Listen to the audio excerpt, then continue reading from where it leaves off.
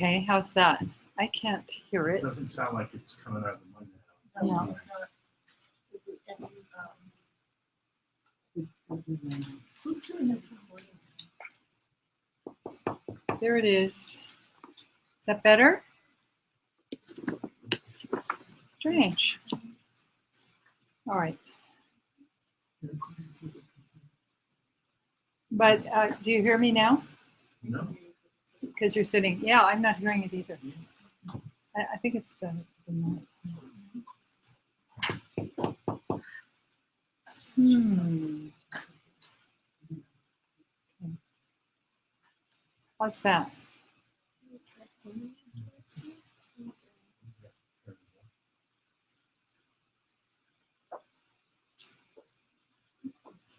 Okay. No? We're getting to. We're getting closer? Yeah. Yeah. Okay. Yeah. How's that?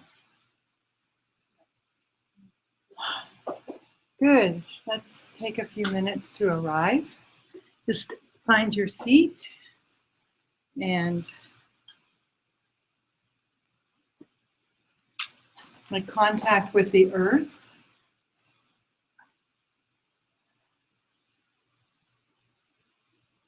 Make contact with your breath.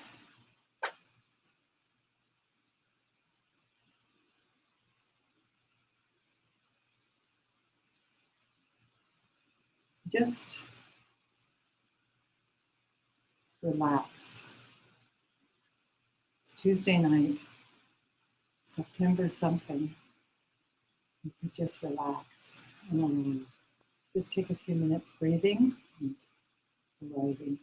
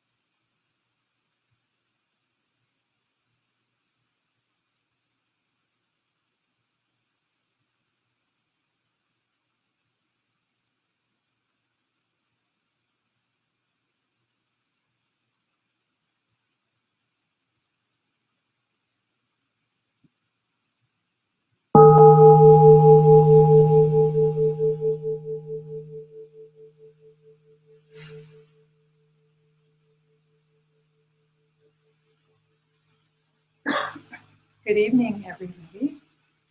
Good evening. Did you arrive? Mm-hmm. It's amazing what a little meditation will do for you. So let's take a moment to awaken our heart and touch into the incredible privilege that we have to listen, to sit here in this room and to listen to teachings, that we are not under attack, that we are free and well favored to do this, and that there are so many people in the world that do not have that opportunity to feel into that.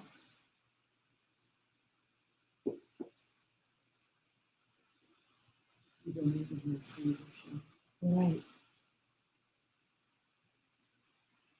And then I would like to again dedicate this class to Khandra Sayong, the queen of Shambhala, Tsogyal Nipon's wife and the mother of the princesses.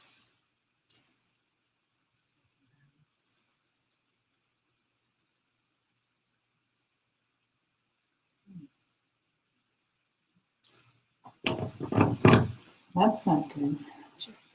It's my hair and my earrings. The cell phones. I was in a program all weekend and that was discovered that when cell phones are on, even if they're muted, if there's information being passed through, it can cause that. You might want to turn them off. So I want to start tonight. I have an impossible amount of information to impart. Okay. So we can just forget it. You know?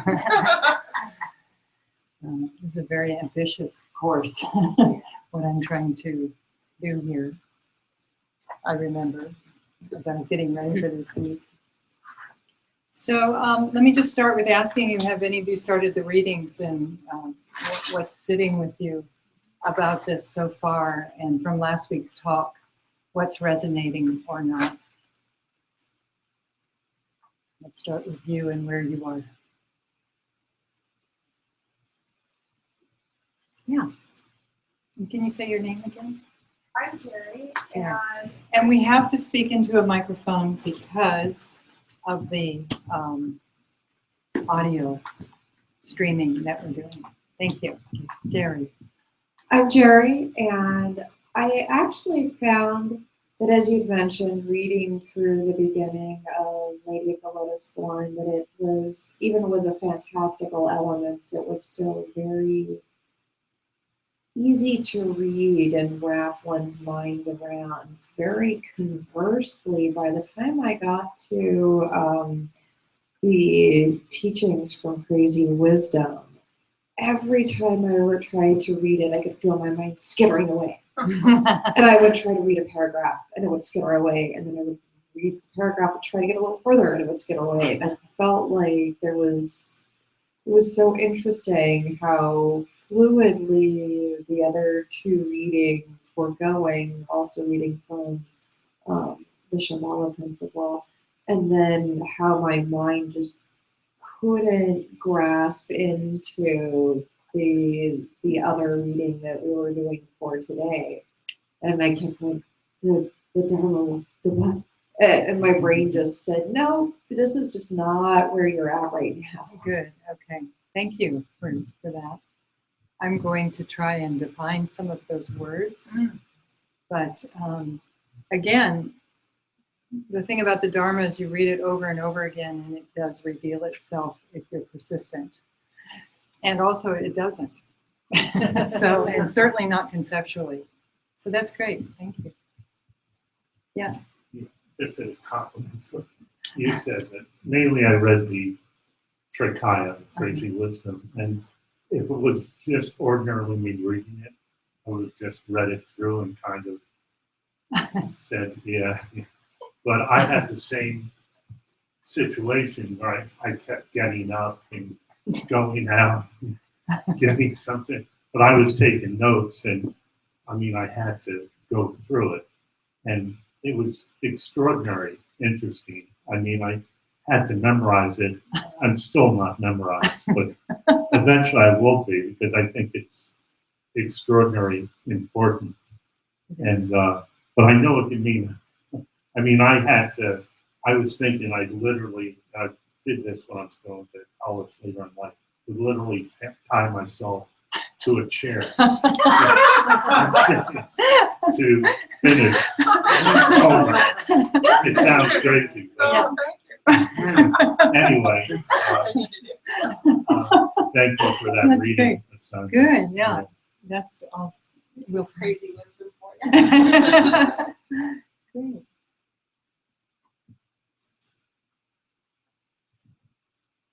Just a runner. Okay.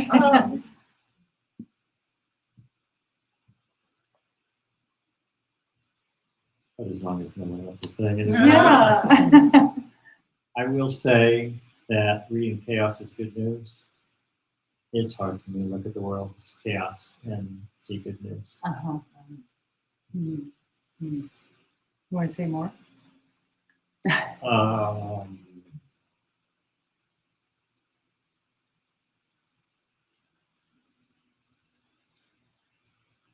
Because I think it's going to get worse before it gets better. Right.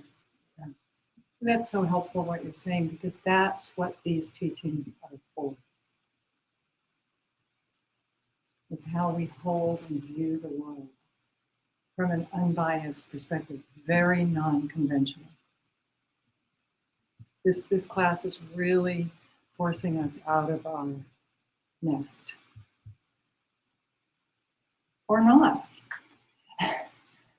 But that's what it's asking us to do, is to really get a very big mind perspective and to really start to investigate the truth or not for us personally of basic goodness, no matter what. So that's good. And it's hard. It's hard. It's hard for me too. Thank you. Okay, let me solicit. How about you? Can you? I'm spacing out on your name right now. Martha? No, this, Yeah, Lee's, right, Lee's. Could you read the first two stanzas of the song? Do you have it with you? And just up through, I will take you there. These.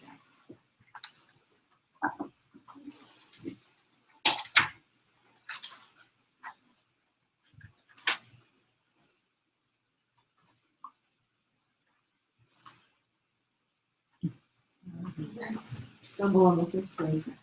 Brigands. Brigand? Yeah. Emaho, is that? Emaho. Emaho. 7 brigands linked to me by karma from the past.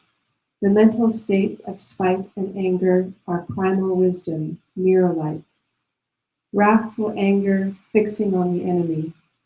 From nowhere else does shining clarity arise. Simply watch it. That is Vajrasattva. Do not cling to things as they appear, but let emptiness arise. The home of me, this girl, is joy made manifest. The voidness of pure and peaceful Buddha field, world of the Sambhogakaya. Excellent. I am not attracted to forms and naming of convention. Therefore, if you want the lovely land of me, your mother, I will take you there. Thank you. Thank you. Okay. So that's our topic tonight. And each of these stanzas, two stanzas together, takes us through a tour of the 5 Buddha family mandala, which is a landscape of enlightened view. And we're just going to approach this from our own personal experience. And also I'm going to be defining some of the words so that, we're, at least I have the responsibility to define who Vajrasattva is and what Sambhogakaya is and these kinds of things, which again, I really recommend that you not grasp with your mind because that won't work. You just let it fall on you. Just take it what you get and leave the rest. This tonight takes us into the domain of the Vajra family, which is in the east. It is the on the side of fixated emotions, which we call kleshas. It is working with aggression. And the realm that is associated with this, if you're reading Transcending Madness, is the hell realm. And I think she starts with this because of the nature of the crime of being attacked with so much aggression, being hunted down like she was a hound after deer. And a brigand is an outlaw, a highwayman, a desperado, or a cutthroat. So these are very, aggressive. It's a very old-fashioned word. You hardly hear it anymore. And all the stanzas always start with this phrase, 7 brigands linked to me by karma from the past, which is a very, again, huge view of understanding that that due to her karma, this was arising, and that in fact she's welcoming it. So, most of us don't go through our life like this at all. Karma is something that is so utterly confused, particularly now, post 60s and onward. It's a really confused topic, and I want to say something about that first. Karma simply means cause and effect. That's it. So that's as much as it means. And anyone who thinks like there's some kind of direct link to something, like say you steal the pen of the waiter, and then 2 days later you're somewhere traveling and your pen breaks in your coat pocket or your dress, and you think, oh, that's the karma of me stealing the pen, right? We think like that. or maybe you don't think like that, but that's how karma is understood these days. But and I don't have the wherewithal in this class to dive into that topic. That would be a class unto itself. But if you really study the Buddhist understanding of karma, it's phenomenally complex. These causes and conditions that come together, layers upon layers upon layers. And we're all very confused about that because of songs like John Lennon's Instant Karma's Gonna Get You. You're probably all too young for that song, but no. Instant Karma's Gonna Get You. You know that song, Tyler? No. You don't? What? Totally. You know that song? Good. A much more helpful way to think about karma, I think, is the way the Tsogyal speaks about it. He says that we should consider that we all possess a reservoir of virtue. And virtue is another weird word because it makes you think immediately of being a good girl or a good boy. But in our tradition, we're not talking about being a good girl or a good boy at all. We're talking about the conviction to live our warriorship. And that isn't always about, it's about leading with kindness, but it's also about telling the truth when we need to. It's about meeting our world as it is, being completely honest with ourselves and others, as a warrior, stepping out of cocoon. That's virtue. That's what propagates virtue. So anytime that we're doing that, when we're living from a place of warriorship, fearless, gentle and fearless, we're actually adding to our reservoir of virtue. And when we don't do that, we are draining our reservoir of virtue. That is a much better way to think of it because it's just very motivating to contemplate what does it mean to live our warriorship? What does that mean? Because that's what propagates true virtue. So this is how Yeshe Tsogyal meets all of her circumstances. If you read the book, you'll see that she meets her circumstances with total and utter warriorship, openness, and a conviction in not that she deserves bad things. It's easy to understand 7 brigands linked to me by karma from the past, but more from this place of everything has basic goodness. Let me open my mind to that and meet it as it is, fearlessly, openly. And so when we read that line, which precedes all of these stanzas, please try and see it from that place, not this heavy duty, you get what you deserve. As Isan Dorsey, who was a teacher here in the Bay Area during the AIDS epidemic, he used to say, you get what you deserve, whether you deserve it or not. So it was very, that was a joke, but he, it's just, he's someone who died of AIDS joyfully. I watched him. I watched many people die of AIDS in the 80s, and that was really remarkable to see how people met that particular karma. It was almost like there was a right turn and a left turn. And they either met it with despair or they met it so openly and they took the opportunity to awaken their life. And that's basically what the Buddha Dharma is for, is to meet our circumstances as they are with utter warriorship and openness. So don't get lost on, instant karma is going to get you or any of those thoughts. Are there any questions about that? Or comments? Does that make sense for the moment? Yeah. Please use the microphone. So I have a question on virtue, the definition of virtue that you just talked about. I only took probably half of the notes that you mentioned. Is it about open-minded, be honest with yourself and others? And what else? Living your warriorship. Living your warriorship. Warriorship meaning a willingness to. Oh,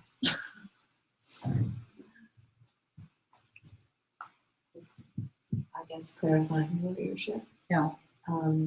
What comes to mind is like living in such a way that the seemingly negative are the exact vehicle for that mirror-like Yes. reflective ability. Meeting your life as it is, no Mhm. matter what it is. Whether it's Openly. difficult or not. Right. Yes. Right. Okay. Did you want to say? When you say meet, what does that mean? Meeting your Yeah. life, Does that mean is it it's showing more, up it's more than just being positive. Right? much more. Yeah. It's about showing up, feeling it, experiencing it as it is. Yeah. So this is good. I mean, we'll come back to this because it's pervasive throughout this whole song of realization. What she says here next is, she says, the mental states of spite and anger are primal wisdom mirror-like. Wrathful anger, fixing on the enemy, from nowhere else does shining clarity arise. Well, so this is this view of Vajrayana Buddhism of the inseparability of confusion and wisdom, right? You can't and don't have one without the other. The inseparability of that. In the Vajra family, when we deal with anger and the hell realm, which is this claustrophobic quality of aggression, and we all know this in our lives, right? We know that when we get fixated on aggression, it consumes us in the head. We typically play the story over and over again, right? There's no air, there's no space. And the realm that correlates with the hell realm. And what is being said here is that's inseparable from the wisdom, mirror-like wisdom, which is a capacity to see the totality of reality simultaneously without fixation. So beyond reference point. The only way we can see that is when we're not fixated on me and maintaining our arguments. So I don't know, did any of you watch the television show I got completely addicted to, The Good Wife? yes. Yes, okay. So The Good Wife was this Hollywood, really good characters. But what I really liked about that show the most was these were very high-paid lawyers in Chicago. And often there'd be a turn of fate in the show. And even though they were masterfully arguing one side of the argument, they'd gain new information along the way. And they'd have to switch their argument completely to the other side. And they were equally as masterful. They were not fixated whatsoever. They were just, so this is like politics today, right? This capacity to just spin it any way that it can be spun. I mean, this is our world. If you listen to the radio or you listen to news, there's some view being spun, and that same view can be spun 365 ways because that's its nature. When we talk about some kind of fixated view. So does everyone get that? That we're talking about something in the head, and we're talking about the way in which we hold reality has multiplicitous views simultaneously, which we have the capacity to see all sides of it when we're not attached to our view. But that's what happens with anger is we're very attached to our view and we're very attached to being right, so we can't see anything beyond our own horizon. Does this make sense? Okay, you're all kind of looking at me like, huh? I've never seen how that has to do with mirror-like wisdom. Yeah. Can you say that into the microphone? I've never seen how that has anything to do, my anger, Yeah, with mirror-like wisdom. yeah. I mean, when I'm angry, generally I'm angry and then it subsides, or Right. maybe I'll give it up a little bit. Right. And I'm kind of aware of what you just said, but I can't say that I can't see how it relates. So have you ever been angry and then actually over time seen another point of view? Oh, yeah. Yeah, mostly, right? Uh-huh. That's mirror-like wisdom. It means Uh-huh. it's not a fixated view. Okay. There are multiplicitous truths. And mirror-like wisdom is the capacity to see all of them simultaneously, Okay. unfixated. You got that for a I'll second? work with that. Yeah. Yeah, please.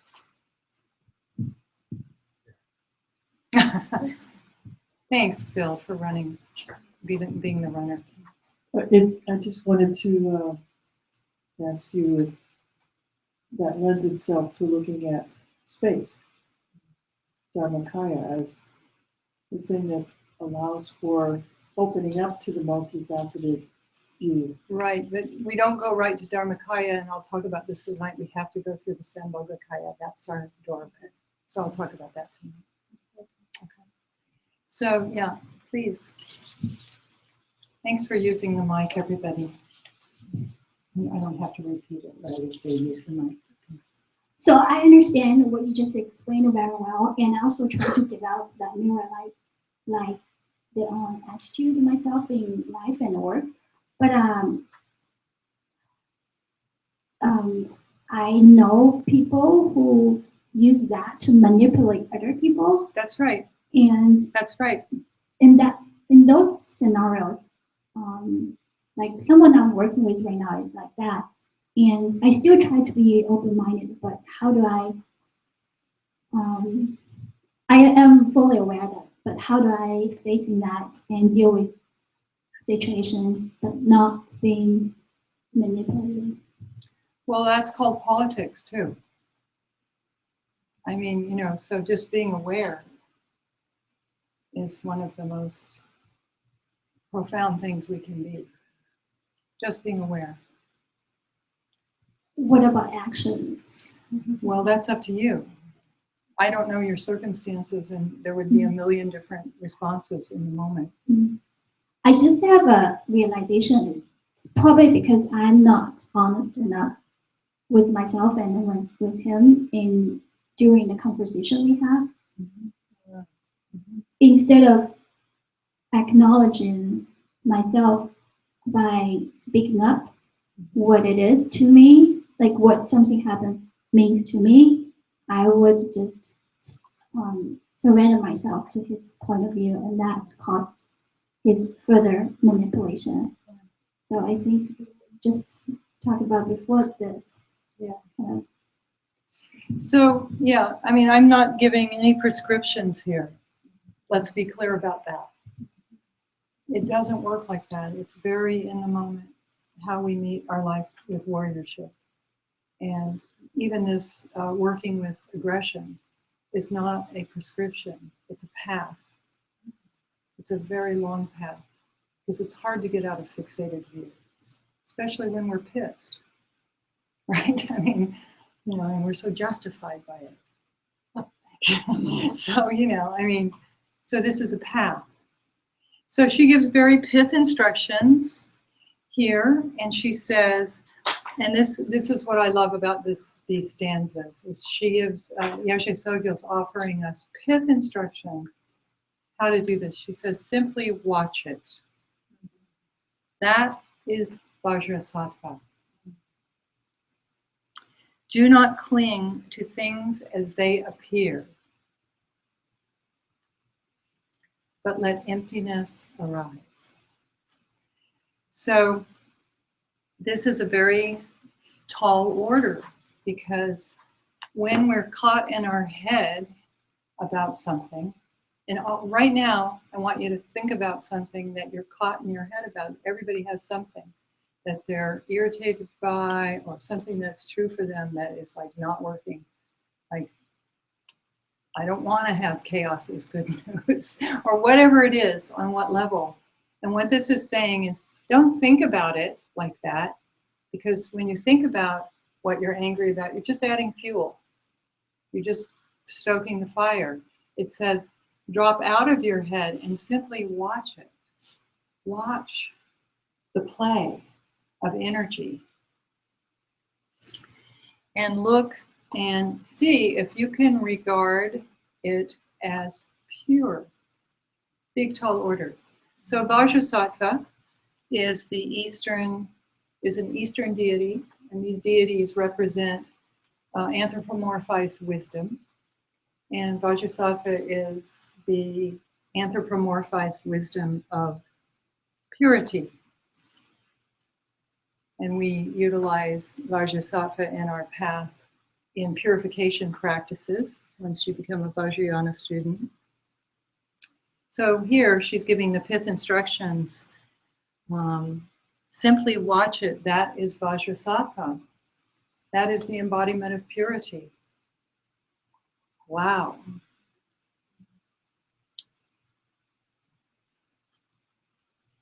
Peaceful. Vajrasattva is a very peaceful deity. Gentleness. Get gentle. Watch it. Get gentle. That's feminine principle. That's how anger is transmuted into clarity.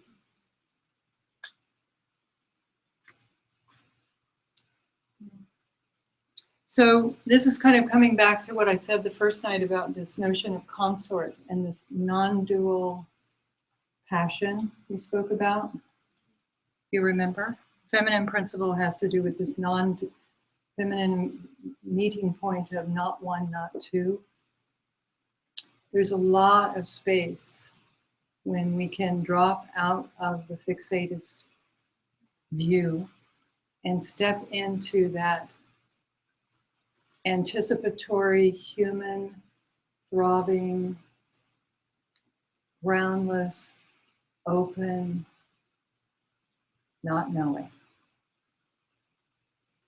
That's actually the path. And it's very big, it's very open, and most of us don't want to go there. We'd much rather be angry. That's at least known territory. It's much more familiar. Right, it's familiar.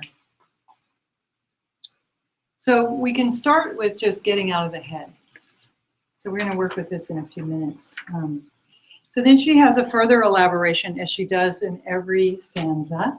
She says, the home of me, this girl, is joy made manifest.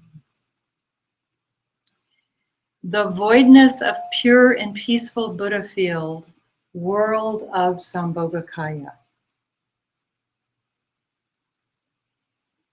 So this is again guidance, and this is why I gave you the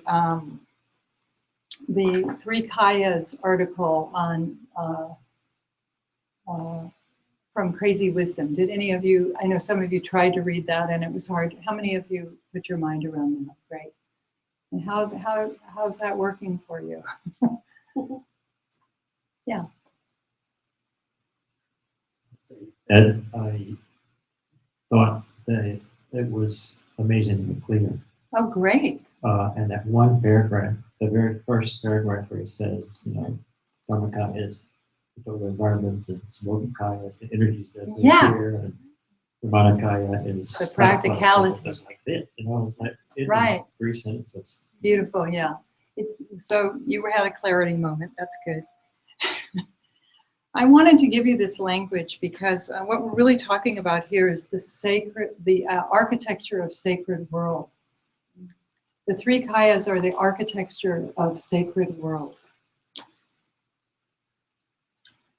A kaya is an enlightened body. And the three kayas are awakened body, speech, and mind. So Dharmakaya is, just to reiterate what you said, is the basic space, the totality that exists and doesn't exist. And we call that the primordial nature of mind. That's all there is. It's open space, pure, awake,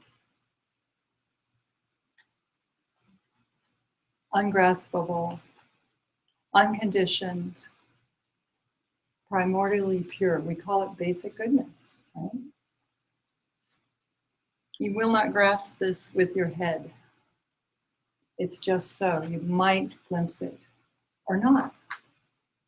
Sambhogakaya is the energy and play and light of the invisible aspect and texture of the world. We call that speech. Light is always associated with luminosity, and luminosity is always associated with joy. So when she says, "The home of me, this girl, is joy made manifest," I live in the Sambhogakaya. My name is Yeshe Tsogyal. I live in complete play of space. That's how we can meet her.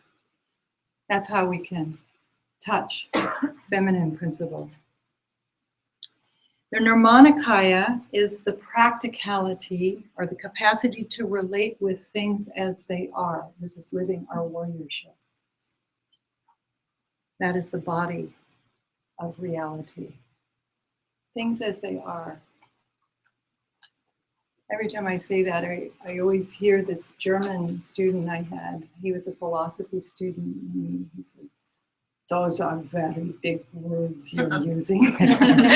Things as they are.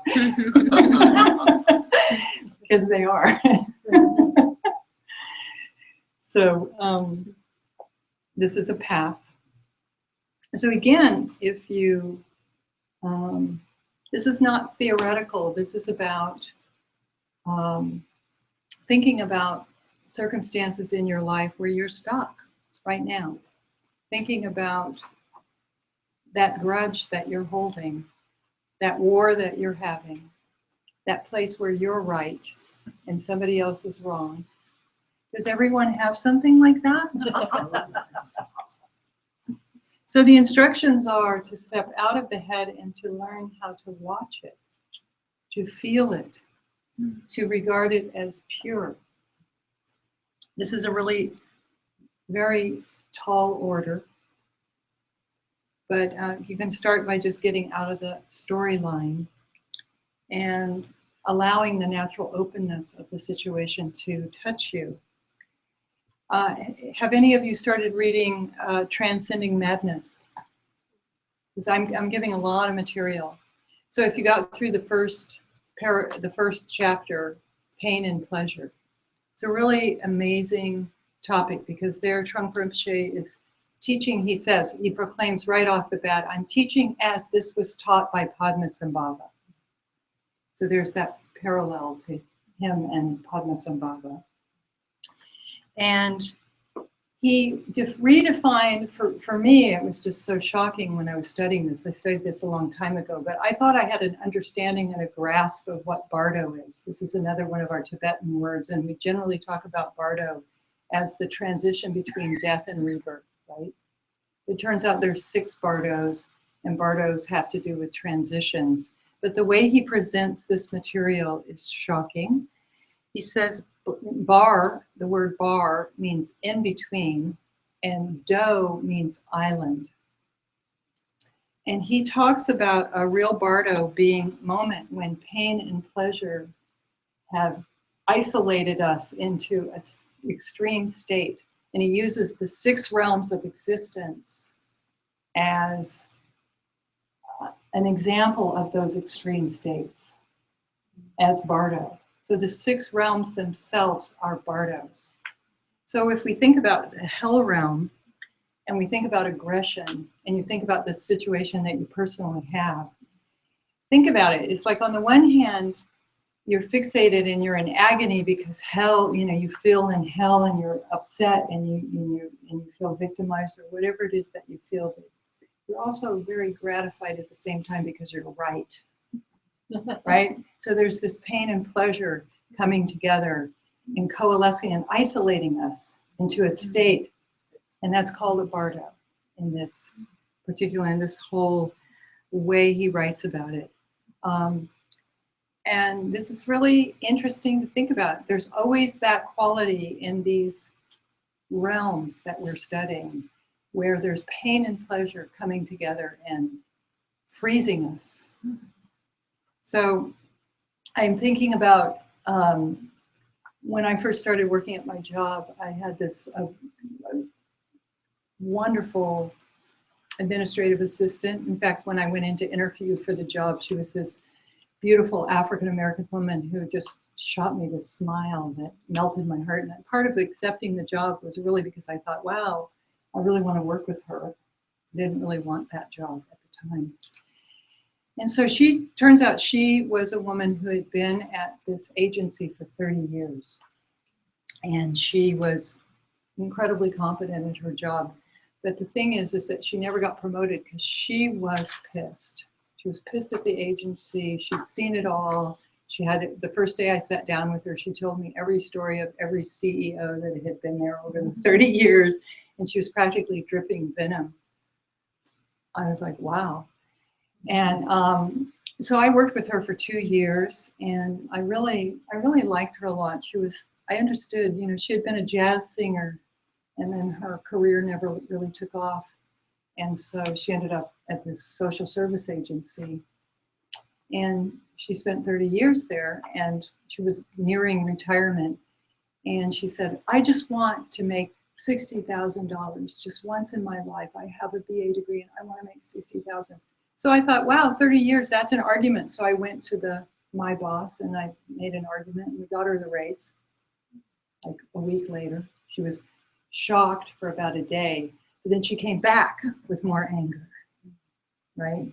So I finally got to know her really, really well, and I used to say her name, which I won't say. You know, you're the one who suffers. You're the one who carries this aggression with you.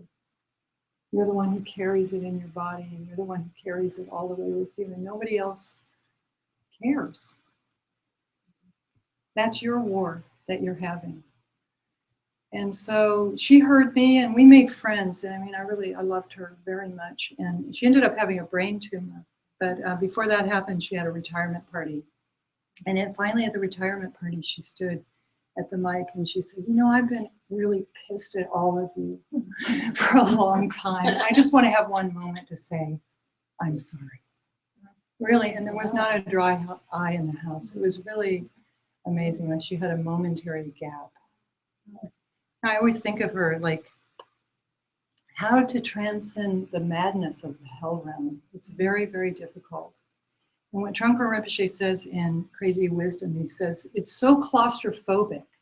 You know, when we're really pissed off and we've solidified it and we're right, aggression starts bouncing off the walls and coming back at us, right, inviting us. And then we get ourselves isolated and nobody likes us. And, you know, it's just this perpetual hall of mirrors where we're caught. And in all of these realms, in this world of sacred architecture that I'm laying out for you, in the hell realm, there's always a Buddha, and that Buddha holds implements that are keys to liberating the poison. And in the hell realm, there is a Buddha that holds fire and water. And Trungpa Rinpoche says that the only way out of the hell realm is the contrast, is to feel the contrast of temperatures, the texture, that there might be a little gap in the solidity of no space if we dare to drop into feeling the texture. So that is this Yeshe Tsogyal's instruction, I am not attracted to forms and naming of convention. So she's again giving us instruction, like in her instruction to the voidness of pure and peaceful Buddha field, world of the Sambhogakaya. Feel the energy, feel the texture. when we're caught in a hell realm, this is the only way we can create even a momentary dot of space. Does that make sense? And then she ends, as she does, all of the stanzas with different instructions. She says, therefore, if you want the lovely land of me, your mother, I will take you there. So again, she's representing herself as feminine principle. The lovely land of me, your mother, is open space, open, awake, wisdom space.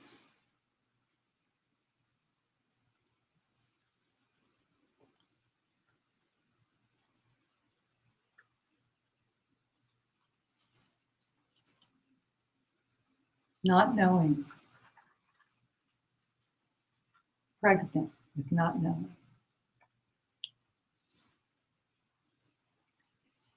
So let's do an exercise. Want to? Mm-hmm. Little exercise, and then we'll have a discussion. So some of you did victory over aggression some time ago, right? Who was that? That was for the ZG group. So this is a similar exercise we did there, but I hope you can approach it from a new perspective. Also, you're different people than you were then. So I want to, now how are we going to deal with this camera situation? Have you thought of that? Is it in the moment? You'll work with it in the moment. Okay. So let me have the microphone. So I want us to think about our relationship to anger. And to understand that there's what we're really being asked to do here is to be completely responsible for our mind and how these energies manifest in us. So anger is an interesting one because it can go subversive and it can be acted out. And there's multiplicitous ways in which it manifests. But somewhere right in the middle is, let's do it right here, is this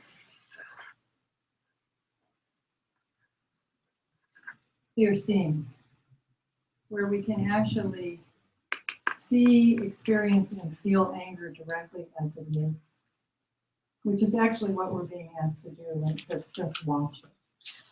Just see it. That's connected to clarity. But we have to be completely synchronized in our body, speech, and mind for that to happen. It usually is a glimpse. But then there's, let's say, everything on this side, with all the ways in which aggression goes underground, and it shows up in all kinds of what we call passive aggressive moods, like showing up late to every meeting that we're in, for example, or whatever habits we have, in ways in which we don't own the anger, but it's going on, like a huge firestorm inside of us, and then we end up doing really obnoxious things, whatever, having car wrecks or saying snotty things on the phone to operators that we don't know, or dividing the world into people who matter and people who don't. That's all just a firestorm of aggression inside of us. I'm asking you to think about your relationship to aggression. Then there's the other side where we act out our aggression freely and openly, with all kinds of twists, paranoia, or Self-righteousness. Or where we really feel right about it. And, it could be social action. It can be many, many manifestations. So I'm just asking you to be brave here in this circle of basicness, circle of warriors. And I'm going to ask you to come up and draw a little symbol of how you know you're angry. What's your pattern with anger? Does it go underground? Are you someone, like in my family, when I was little, and I was living with my father and my grandmother, the only person who could get angry in my house was my father, right? And it took me many, many years to recognize that I had anger. I just thought, oh, I'm not an angry person. And then I went to a Robert Bly poetry reading once in Boulder with a bunch of friends. And at the reading, Robert Bly told the story of what happened, what really happened to the princess and the frog. And it was not the princess kissed the frog and he turned into a prince, but the princess actually took the frog and she threw the frog against the wall. And then, out of that expression of anger, this is supposedly, according to Robert Bly, the real way the fairy tale is written. But whatever it did, I was like 23 at the time. It gave me permission to get angry. I got so pissed. I had a whole group of people with me. I went out to the car and I said, none of you can ride home with me. I was so angry. I locked all the doors and drove home alone. It was like the first time I really remember acting out anger. So, it's hard. We have all kinds of lids on our aggression. And I want you to take these stanzas of Yeshe Tsogyal and I want you to make them personal. Like this whole week, I want you to take anger in the hell room as your path. And then we'll do that with each of the emotions each week. Otherwise, we're just reading theory and learning about Dharma words. Who cares? It really comes down to what we do with the material and how we turn it into fodder for awakening and realization. So let's, now I'm going to come back here. I guess let's point it that way and see if people, any fearless people that want to jump up right away and make your mark on the pathway. I had a question. Oh, that's good. I was thinking you're talking about the now of who we are. Yeah. But when you talked about your childhood, it reminded me of I was a tantrumy kid until I shut it down. And I very much feel these two sides. So there's like, over here, and then, over there. Yeah. So both? Mm-hmm. Okay. Of Thank course. you. Yeah, Yeah. that's what I was thinking.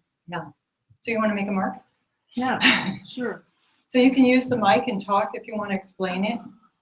Or you can just make a mark and not say anything. Yeah. This is that little girl in the dance. Sorry. Oh, doesn't matter.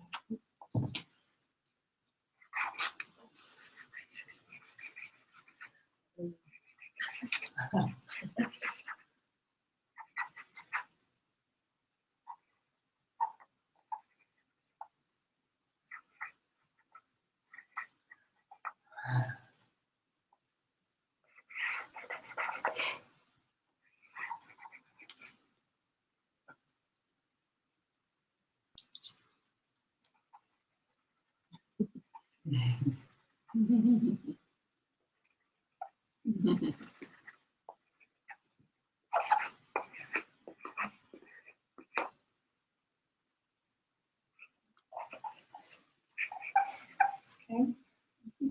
Great. So, by coming up, we're like actually owning our relationship. That was very energetic. Good. I go both directions with it, and I need red for this. People do. I get very, very clear about what's wrong and how wrong it is, like an arrow, clear like an arrow, and then I hit things with it. Mm-hmm. Great. Just hit the wall and keep bouncing off of it.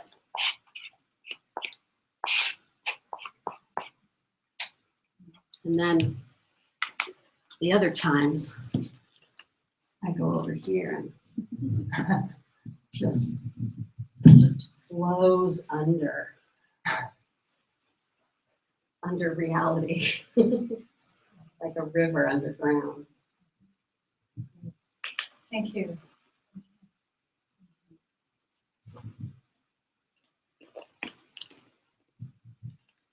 If only ever on this side. So thank you, everyone, because by doing this, you're actually owning something for all of us.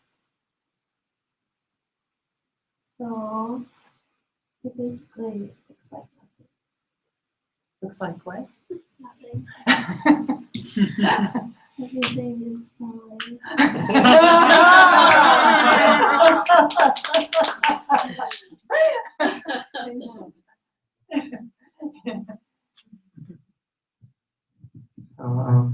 I've got something fresh, and as I was leaving work today, some bicyclists were coming, and I was crossing the street, and one of them stopped and said, "You have the right of way." And I thought, okay, well, that's amazing. And then I was rushing over here, and I got pretty close to a bicycle. And but I was, just thinking, okay, well, I've got enough room, like, we're not going to collide. But I was close enough where he was able to throw something and hit my car. And like I'm still holding that anger, even though it doesn't seem very rational. And we were also, like, I was driving with Genevieve and Gilda, and we're talking about Donald Trump and how but I realize I'm the same way. I just see things from my perspective. So where would that go? Is that outward? Is that acting out or suppression or what? Yeah, definitely just like a fire in the belly, like it's eating me up. Yeah, it's like damaging me. How does it feel to talk about it right now? Freeing, actually. It's it's not just circulating. Thank you.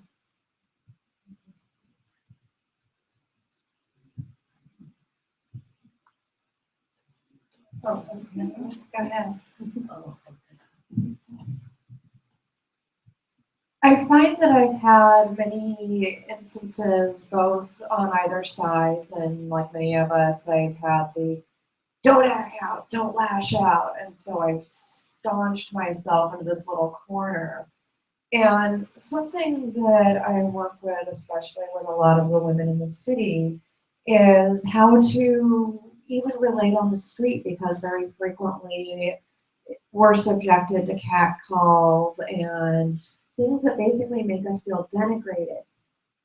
And inside you can just feel, you can see the women because they're standing very tall and they're looking down, and you can just see the wall crumbling in and building them in. And I know because I can feel it happen myself.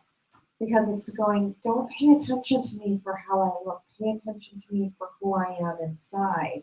So it's this boil and simmer, like there's a stomach that's just being clenched tighter and tighter, that's robbing of us of our voice. And it's robbing us of our voice to say when we see that it's actually being done to somebody else.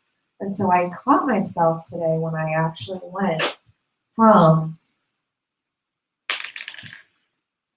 draw the little stomach here with a big knot in the middle here, where it's tied,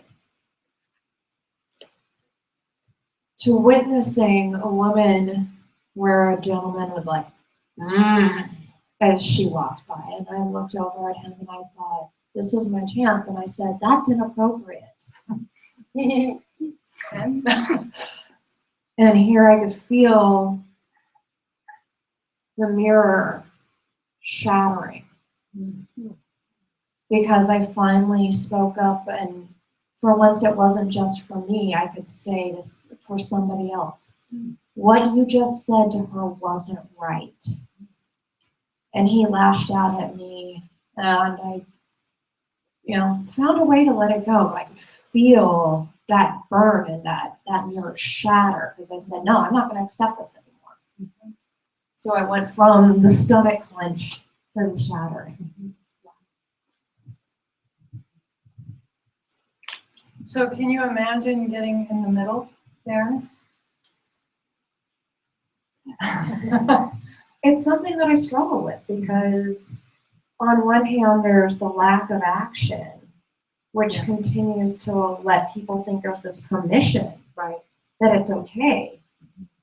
And somebody needing to say, hey, maybe this isn't acceptable.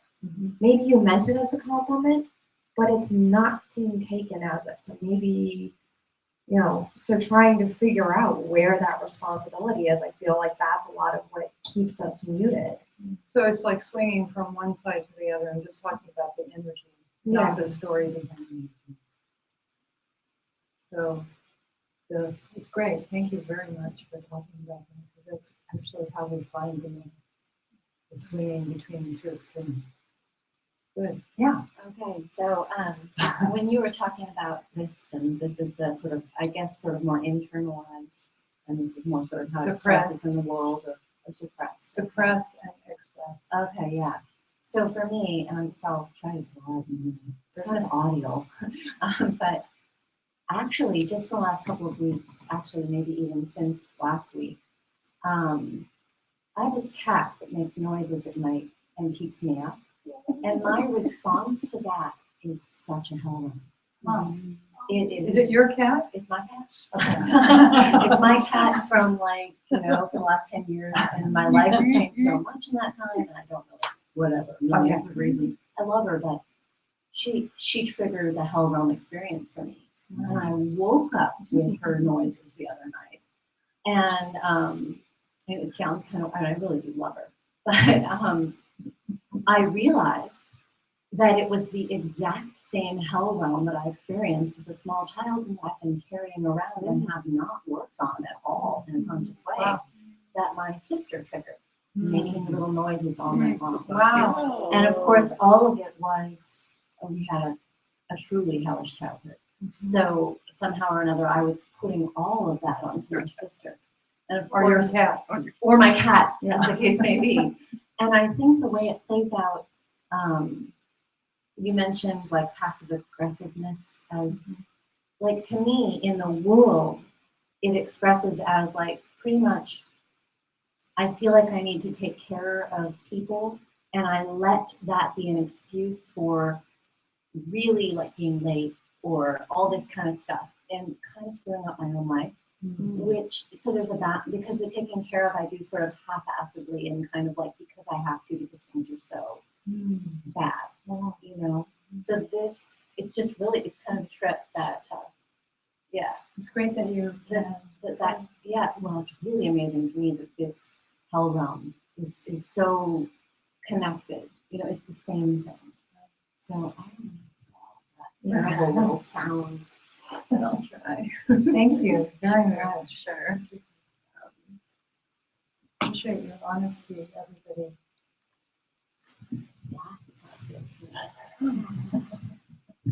Maybe just little gnarly little tips. We know what they are. They suck.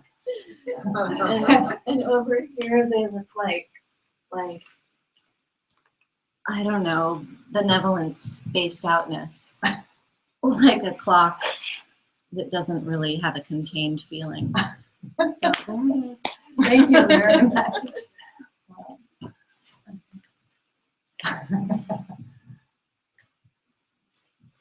I'm still just a runner. I think you got a live one over there. I'd just like to ask a question. I've lost track of what both sides. So one is suppression, how we take our aggression and hell realm underground and don't express it or necessarily feel it or own it for that. And the other is acting out on the other side. In the middle is the capacity that to see and experience our anger as it is for what it is, clearly. Watch it. Simply watch it. That is Vajrasattva. Do not cling to things as they appear, but let emptiness arise. Emptiness does not mean voidness, it means unbound openness, which is its natural state to everything.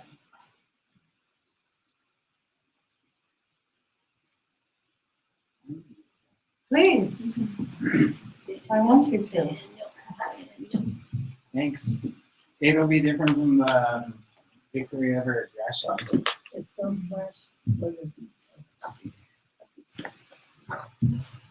So this, well, I'll just leave it dry.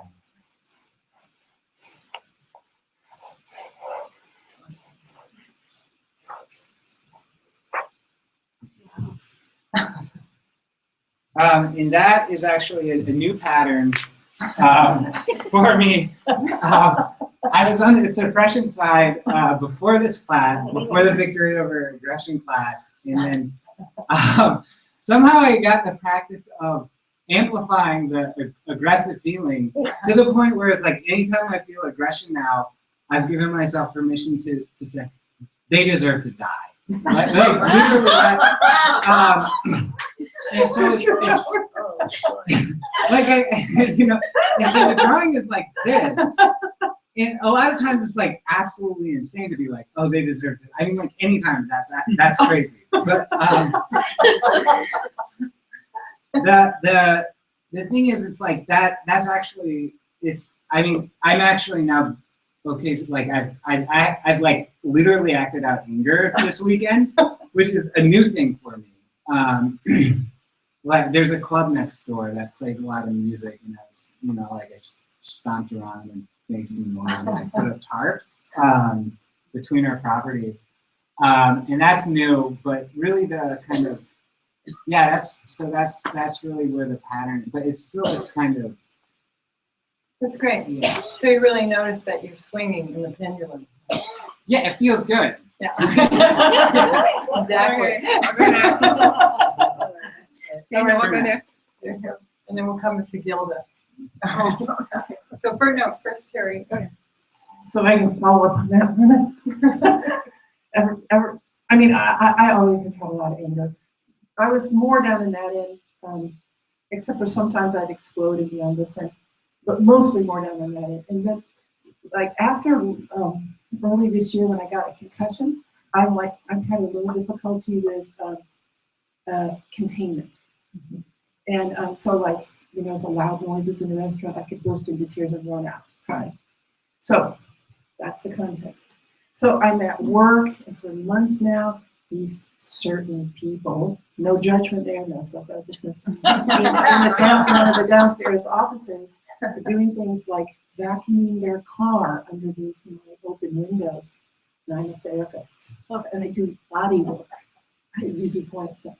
And I practice, polite, I'm sure you don't realize that with all the asphalt, the sound bounces back and forth, and you can hear every word you say, and blah, blah, blah. And his attitude was, well, I had to go back down 3 more times before he would actually stop that. You mean today, stop vacuuming? So anyway, that was the start of it, and it just got worse and worse. And 2 other women in the office they would come outside to have their private conversations right underneath my window. So I know all about their car accident that they're reporting to their agent, etc. Their personal stuff, So, I mean, I thought I was practicing like clear, compassionate communication,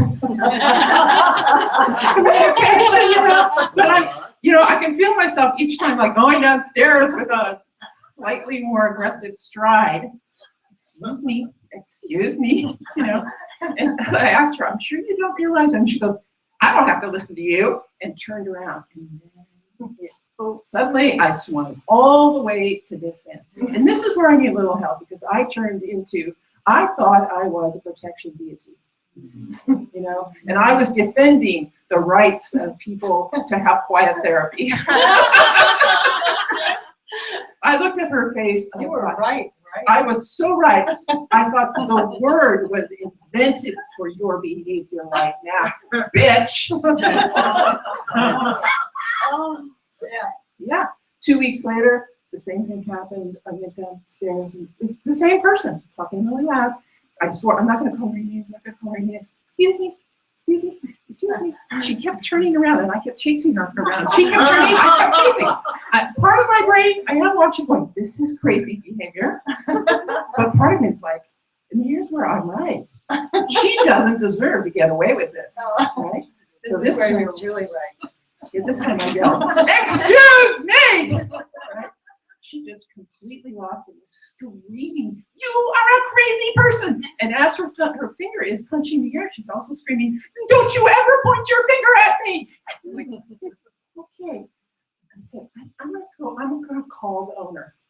Just then her comrade comes out. He says, "Oh no, you're not." I get in the elevator. He runs up the stairs so that he's waiting for me when I get out of the elevator. The two of them chase me down the hall on the second floor. I'm like, oh my God, this is out of control. And her screaming things like, "I'm gonna tell your client what a bad therapist you are." Right? And, oh yeah. And then she yelled, "You are a fat, old, ugly, gray-haired hag." As all the people in the offices are coming up, "What's going on? What's happening right here?" Good description of I'm in the hell realm. Yeah. I'm in the hell realm. How aggression starts bouncing back Right. on you. Right. I completely got the message. Anyway, so I wrote them a letter of apology for being over the top angry and told them that in the future I would, if I had something to talk about, I would write it in a non-confrontational way. And I got a really lovely letter back from them. "We really appreciate all the effort you put into it. We want nothing more than to put this all behind us," etc. Okay. I That's drive nice. to work today. It was nice. I mean, I floated on air, but I kind of solidified it a little. But oh, look what happens when you behave well. Right? You take responsibility. I get to work today. She's standing under my window talking on the phone. But I had a moment. I actually stopped the car. I had a moment like just open space. And then I just parked my car and quietly. Thank you for that, because you really described how we try and first we're really pissed and then we try and manage it. And then it explodes. And that is such a beautiful description of it. Thank you for that. Let's take Gilda. We'll just take one more example. And then we can go to just an open discussion for a minute. Not everybody has to do this. Just thank you all who jumped in. Gilda. I don't know if you do this. Okay, I'm blind. I got a back problem and all this stuff, and I'm taking care of a 99-year-old Alzheimer's mother that I adore. But stress has been building up. Caregiver stress has been building up, and also drugs going down and pain going up and losing my patients. Anyway, I was trying to go to this weekend in Berkeley, so I was trying to get everything done to go. And everything got longer and longer and longer. Dinner and then clean up and getting my stuff ready. More and more. My mother asking more. All of me came out. You know, it's like, first of all, I'm supposed to be doing Tom Lim for the Hell Realm and maintaining calm abiding. Well, right off the top, I'm bad. I'm getting angry. I can't do this. You know, it's terrible. And I get so angry. It's spun so far. I can't do this. No one should ask any more of me. I can't do it anymore. This is it. And I couldn't stop myself. And I thought, oh, there's more to do. But then the fear came out. Now I won't be able to walk tomorrow because I hurt my back. And then I'll lose my life, what I'm used to doing and undoing. I spilled everything out. You know, I was watching it. It had I don't think I very rarely felt so much energy at one time. I was really burning. And finally I said, this is it. I've got to stop or I'm going to explode. So I just jumped in the bed and laid down to stop myself, you know. And I don't even know, you know, I must have been saying something to my mother, like, you know, to her, I can't do this, I can't take care of you anymore, blah, blah, blah. And I thought, oh, no, you know. Well, one thing I really want to acknowledge you for, Gilda, is how we use the Dharma to not experience our feelings. Right, and it was all coming out. So that's something I just want to underline that, because we use the Dharma to contain ourselves, to not meet our energy as it is. Yeah. And then what you're describing very well is the way in which we turn aggression in on ourselves Right. and how poisonous that can be, and how habitual that can be. And the whole trigger of actually hurting myself. Yeah. To keep going, because that's how I've always coped, right? Keep going, exertion, courage, all that kind of stuff. So And Gilda, how does it feel to talk about it right it's freeing. It's well, you know, I went to the weekend and I said something to somebody and somebody said you need gentleness. And I heard it. And of course, so that was the theme of how it's going to be in the weekend. I get down a lot and I'm very careful with my medicines. And then the Holy Spirit's left me with, I can't do it that way anymore. This doesn't work for this now. I'm going to have to make it as easy as I can for myself and to help me with my calmness and my stress. Thank you. Yeah. Thank you. So it was hard. Thank you for, I mean, we've raised some things here, and we've done that because I want you to really contemplate them, not to make yourself wrong for feeling angry.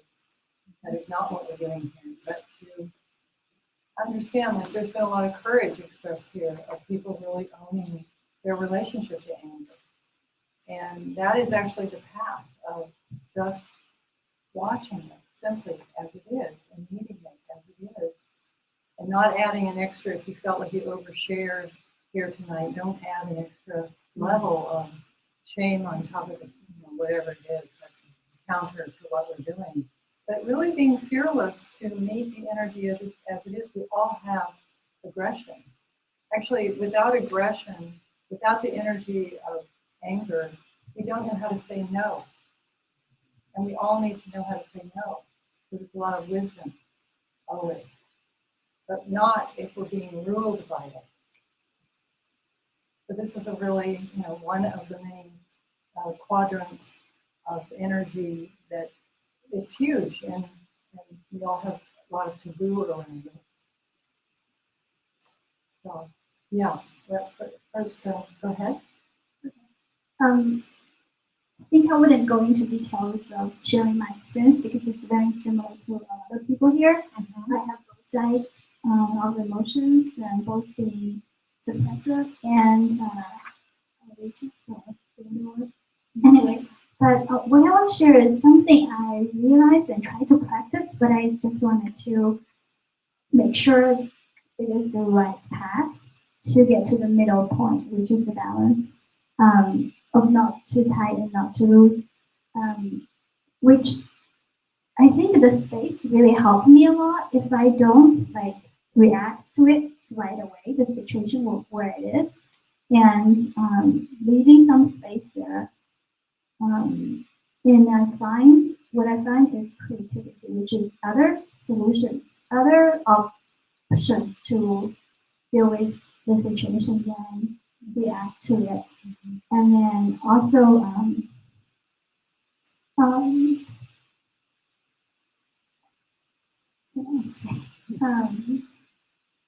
yeah, I think, I don't know what, and also not trying to find a solution right away because I'm always working in the business world and it's about efficiency and speed. So to us, it's very important to find a solution right away and be focused and keep working on it. But I feel like a lot of the solution itself is not just a way to deal with it. Like you said, it's a path, but not a prescription. Yeah, that's good. Thank you. Thank you. You got it. It's a path, not a prescription. Good. Tyler. I just learned to can you distinguish between aggression and anger? I think is aggression just being fueled by anger? Yeah, and not aversion. It's when we're fighting or pushing away our world. Aggression. And anger is when it's solidified as a story. I'm angry. I have anger about. Aggression, it can be very subtle, just like you can get very habitual, like you could say that's what racism is. It's a form of aggression. So we just decide, you're in, you're out. It seems to me like Trump is all about anger, like feel anger, but he's, but he's like, watch it with the aggression. Well, both. I think, the path here, not Trungpa, but this comes from 8th century Tibet, is to meet the energy as it is. It's a path, and we're going to take a tour around all of these realms, right? So we're starting with this tough one. So it's just really good to see also when we just have subtle aversion going on, whatever that is, it's so constant and continual that we're picking and choosing our world, right? It's so subtle. Just constantly doing that. So that's what I'm asking people to do this week, is to really bring your awareness to that path without judgment. We're not browbeating ourselves around this. This is just energy, and it's part of our wisdom. It's our jewel-like nature. So finding a way to meet it. I hope that message is coming through. We're not just doing psychotherapy here. There's hopefully. Are there any other questions about the methodology or what has been said in the stanza tonight? Yeah.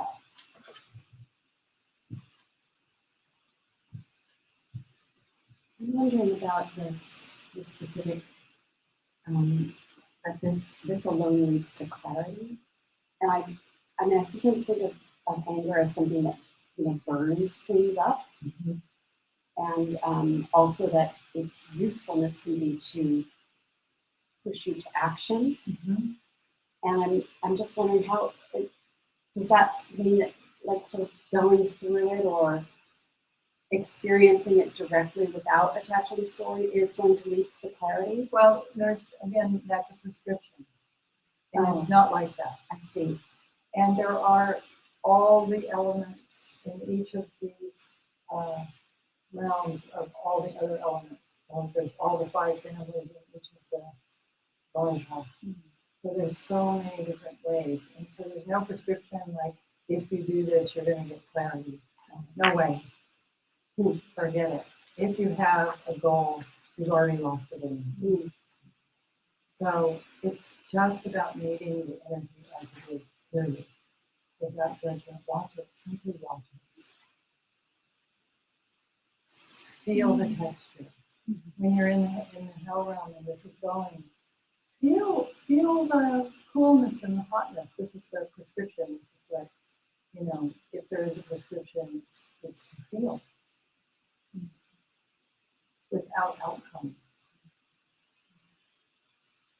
Yeah. Yeah. Yeah. Last week you mentioned something that interested me, a specific thing, and you talked about right before a kiss, or right before a glass of wine. Right. And then later I thought, well, first of all, is that a bardo? No. So that is what I'm asking you to step into. That human realm quality of non-dual passion. We're all human beings. And so we desire to wake up. Or you wouldn't be sitting here, right? Is that true for everybody? So we all have this desire to wake up. So that's our baseline. So I was talking about consort. The outer, inner, and secret aspect of consort. So the outer was Yeshe, Tsogyal, and Sambhava. The inner was masculine, feminine principle, and the wisdom that comes from those 2 energies, divine principles within us. And the secret is this willingness to step into that anticipatory, not knowing, pregnant, open space, like before a kiss or before a meal, where you're going forward in your life, but you're not there. So there's not 1, not 2. That's non-dual passion. All right, 2 questions. One is, so this is something to work on. This is something to be awakened up to. Yeah, I'm just describing the potential that we have within us. We know that experience, right? Mm-hmm. So, when Pema says stay, she tells you to stay with energy. I'm elaborating on that. Mm-hmm. That quality is groundless and rootless and unfixed. I mean, what I meant by practice, or it's something I'm not. It triggered something in me, but I can't say I'm always aware of that. Right. So Right, and so I have to bring my awareness that's right. to that. Right. And I also then thought, okay, how about before one gets angry? Yes. I mean, it's sort of the same. It's not, you won't catch the moment before you get angry. You'll be already in your anger, and then you have to go, wow, what's happening here? If you're lucky. Right. I wonder though if you can't. Possibly. Before, just wondering. Not my experience. I Anger is a very fast energy. It's a head energy, so it's fueled quickly. I find also there are some practices where you conjure up that anger. Yeah, that's right. And I always find when I do that, the problem is you conjure up a little. I could never conjure up as much as what I really have to do. Right. But then when I look at it, it just goes away. Right. Yeah. Which is kind of a bummer, quite frankly. No, actually, another way to No, hold that. serious. Another way to hold that is that when we experience our energy, our Sambhogakaya energy as it is, its nature is dynamic. It's not static. So it will always dissolve. Mm-hmm. It's when we suppress it that it gets bigger, or when we act it out that we feel it. Mm-hmm. But when we meet it as it is, its nature is empty and dynamic, and it always moves. There's no there. Yeah. Beautiful, you guys. Yeah. I just had a comment about what you just said. So there's no there. I think, because when you let yourself drop into really feeling it, whatever story you had drops away. That's right. So then it's just this kind of, it is empty. And you realize, oh, the story was the thing I was holding on to. The story was the thing that was, that's the story. But actually, what's underneath that is tremendous sadness. And for me, I know when I drop into really feeling frustration, anger, irritation, it usually brings me to tears.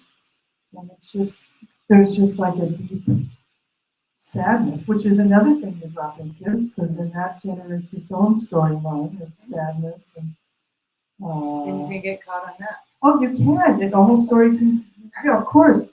But I think underneath that, what it feels like for me, the experience is kind of genuine heart sadness kind of thing. A real openness that has a loneliness and a lonely quality to it.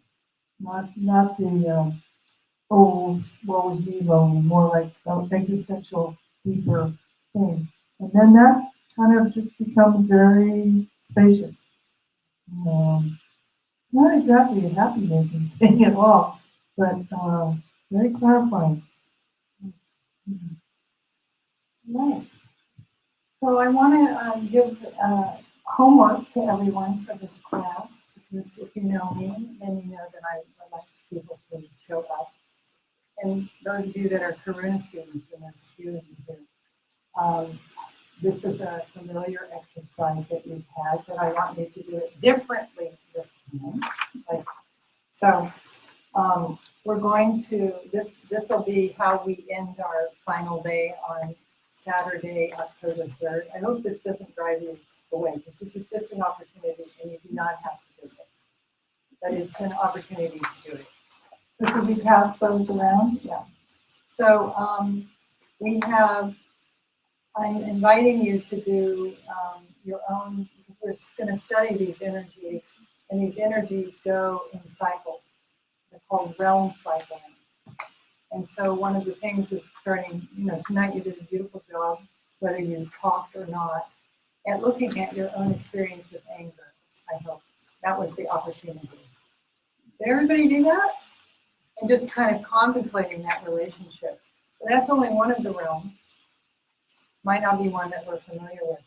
And next week we're going to take the hungry ghost realm, and the following week we're going to take the human realm, and then we're going to take the jealous God realm, and then we're going to take the God realm or the animal realm. So these are realms that you can study about. You're going to be reading about them in Transcending Madness. And you have the opportunity to prepare a 5-minute presentation of your experience of realms. You can do this with poetry, with dance, with photography, with music, with an explanation, with a painting. You cannot have more than 5 minutes. It can be shorter than 5 minutes. And that's what we'll spend a good part of October 3rd doing, is just because you can see that I hope the conditions are right, that you feel safe in here, because people are talking about very personal emotions. So we can just be fearless and show ourselves to ourselves as the opportunity. Very Karuna. So this is what we do in Karuna all the time.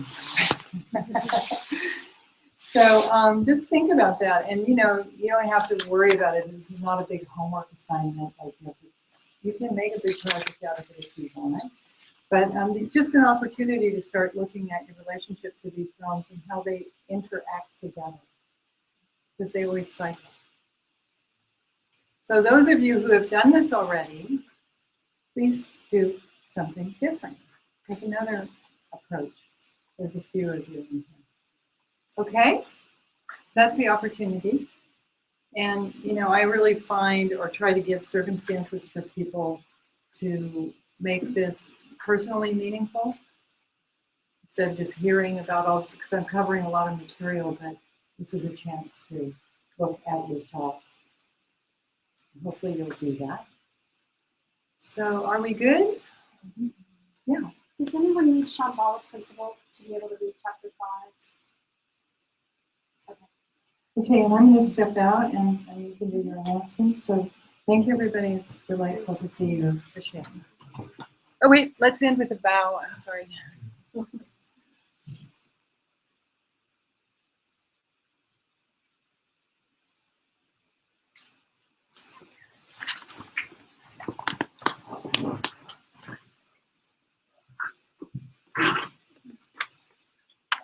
Ouch.